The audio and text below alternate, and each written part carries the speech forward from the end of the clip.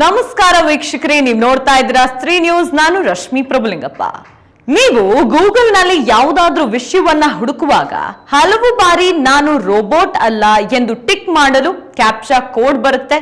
ನೀವು ಸಹ ಇದನ್ನ ಟಿಕ್ ಮಾಡಿದ್ದೀರಿ ಅಲ್ವಾ? ಆದ್ರೆ ವೀಕ್ಷಕರೇ, ಇದೀಗ ಇದೊಂದು ದೊಡ್ಡ ಸ್ಕ್ಯಾಮ್ ಆಗಿದೆ. ಎಸ್, ಇದೇ ಕ್ಯಾಪ್ಚಾ ಕೋಡ್ ಸ್ಕ್ಯಾಮ್. ಏನಿದು ಹೊಸ ಸ್ಕ್ಯಾಮ್? ಹೇಳ್ತಾ ಹೋಗ್ತೀನಿ, ಕೇಳಿ.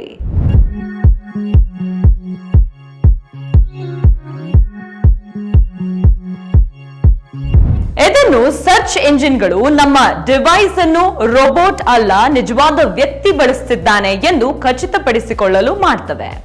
ಆದ್ರೆ ಇದೀಗ ಸೈಬರ್ ಅಪರಾಧಿಗಳು ಇದೇ ಕ್ಯಾಪ್ಚಾ ಕೋಡ್ ಅನ್ನು ನಕಲಿ ರೂಪದಲ್ಲಿ ಬಳಸಿ ವಂಚನೆ ಮಾಡುತ್ತಿದ್ದಾರೆ.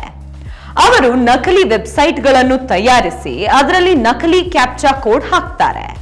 ಹಾಗೆ ನಾವು ಅದರಲ್ಲಿ ಕ್ಲಿಕ್ ಮಾಡಿದಾಗ ಲೂಮಾ ಸ್ಟೀಲರ್ ಎಂಬ ಮಾಲ್ವೇರ್ ನಮ್ಮ ಫೋನ್ ಅಥವಾ ಲ್ಯಾಪ್ಟಾಪ್ಗೆ ಡೌನ್ಲೋಡ್ ಆಗ್ತದೆ. ಈ ಮಾಲ್ವೇರ್ ನಮ್ಮ personal data, password, bank details ಎಲ್ಲವನ್ನು ಕದಿಯುತ್ತದೆ. ಇದನ್ನ ಸಾಮಾನ್ಯವಾಗಿ ಹ್ಯಾಕ್ ಮಾಡಿದ ವೆಬ್ಸೈಟ್ಗಳು, ನಕಲಿ ಜಾಹೀರಾತುಗಳು, ಫಿಶಿಂಗ್ ಇಮೇಲ್ಗಳ ಮೂಲಕ ಹರಡುತ್ತಾರೆ.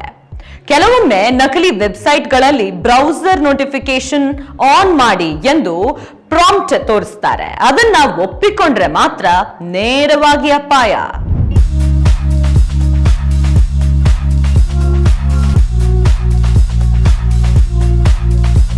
ಆದ್ರೆ ಭಯ ಪಡ್ಬೇಕಾಗಿಲ್ಲ. ಈ ಸ್ಕ್ಯಾಮ್ ನಿಂದ ಬಚಾವಾಗಲು ಸೈಬರ್ ತಜ್ಞರು ಹೇಳಿರುವಂತೆ ನೀವು ಪಾಲಿಸಬೇಕು ಅಷ್ಟೇ.